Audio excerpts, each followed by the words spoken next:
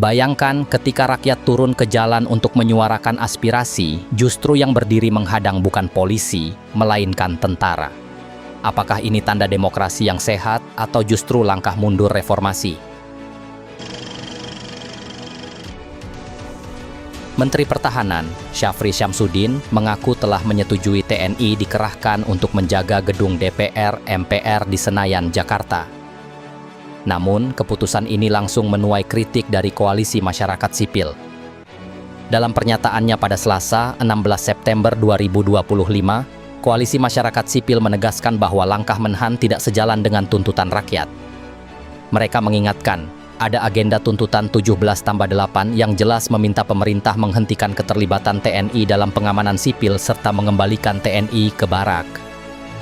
Dengan demikian, Menteri Pertahanan jelas-jelas melawan arus kehendak rakyat, dan hal itu cermin dari pejabat pemerintahan yang tidak mendengarkan suara rakyat, tegas koalisi masyarakat sipil.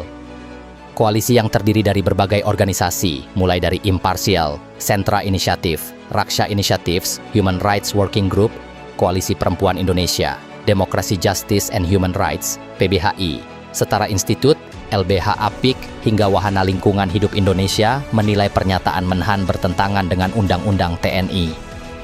Menurut mereka, pelibatan TNI dalam pengamanan gedung DPR RI sejatinya bukanlah tugas TNI. Konstitusi dan UU TNI sudah mengatur bahwa TNI bertugas di bidang pertahanan negara, sedangkan urusan keamanan dan ketertiban masyarakat adalah ranah kepolisian. Jadi, pelibatan TNI dalam pengamanan gedung DPR RI adalah bentuk penyimpangan dari fungsi dan tugas pokok TNI. Lebih jauh, koalisi masyarakat sipil juga mengingatkan bahwa gedung DPR MPR bukanlah simbol kedaulatan negara, melainkan simbol perwakilan rakyat. Karena itu, wajar apabila DPR RI menjadi objek kritik maupun aksi demonstrasi dari masyarakat ketika dianggap melakukan kekeliruan. Menempatkan TNI untuk menjaga DPR RI justru memberi kesan mengancam dan mengintimidasi masyarakat yang ingin menyampaikan kritik dan aspirasinya, lanjut mereka. Koalisi ini juga menekankan agar Menteri Pertahanan fokus pada hal yang memang menjadi tugasnya, memperkuat TNI di bidang pertahanan. Menteri Pertahanan seharusnya berfokus pada penguatan TNI di bidang pertahanan, bukan menyeret TNI ke dalam urusan keamanan dan ketertiban masyarakat yang bukan menjadi kewenangannya. Presiden harus melakukan koreksi terhadap tindakan Menteri Pertahanan. Dengan tidak adanya koreksi, maka dapat dianggap Presiden terlibat dalam kekeliruan tersebut, papar koalisi masyarakat sipil. Mereka menambahkan, reformasi TNI sendiri masih menyisakan banyak pekerjaan rumah, mulai dari reformasi peradilan militer, restrukturisasi komando teritorial, hingga penghapusan budaya kekerasan terhadap masyarakat sipil. Alih-alih memperluas tugas TNI ke ranah sipil, perhatian seharusnya diarahkan pada penyelesaian masalah internal reformasi TNI, kata mereka lagi. Sebagai penutup, koalisi masyarakat sipil menyampaikan 3 tuntutan utama. 1.